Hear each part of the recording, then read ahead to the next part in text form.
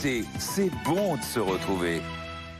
C'est bon de se retrouver, plus que 8 jours avant que ça rouvre, et on est à vos côtés dans les coulisses de la réouverture de tous les lieux qui étaient fermés pendant le 3e confinement. Après les instituts de beauté hier, je vous emmène ce matin à Amnéville où le zoo est en plein préparatif pour rouvrir le 19 mai prochain. Seule la moitié du public pourra être accueilli dans un premier temps. La jauge passera ensuite à 65% le 9 juin. Le zoo est resté fermé pendant 7 mois, du jamais vu en 35 ans d'existence. Reportage à Amnéville de Garance Munoz.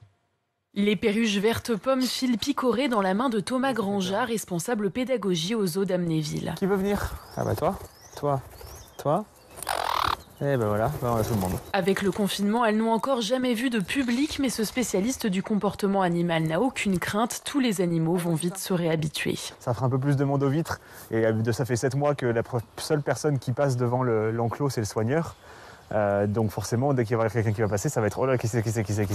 Mais ça va très vite s'estomper et très rapidement, ils vont reprendre l'habitude. Et le zoo pourra renouer avec sa vocation. Faire en sorte que notre parc zoologique puisse reprendre ses fonctions premières de pédagogie. Un parc zoologique sans public, ça n'a pas vraiment d'intérêt. Pour autant, la vie a continué durant ces 7 mois de fermeture. Il y a même eu 15 naissances et autant de coûts à assurer, souligne la directrice Alban Piller. On n'a pas pu éteindre la lumière, couper le chauffage, fermer le rideau, puisqu'on a plus de 2000 animaux qui sont là. Donc il se passe toujours quelque chose, un animal à soigner, un animal à naître. C'est l'attention de tous les soigneurs vétérinaires qui s'occupent des animaux toute l'année.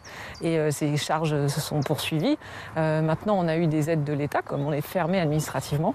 Maintenant, on a hâte de réouvrir et que ce soit le public qui effectivement vienne à notre rencontre. La fermeture a aussi été mise à profit pour repenser le parcours et développer de nouvelles activités quasi prêtes pour le grand jour.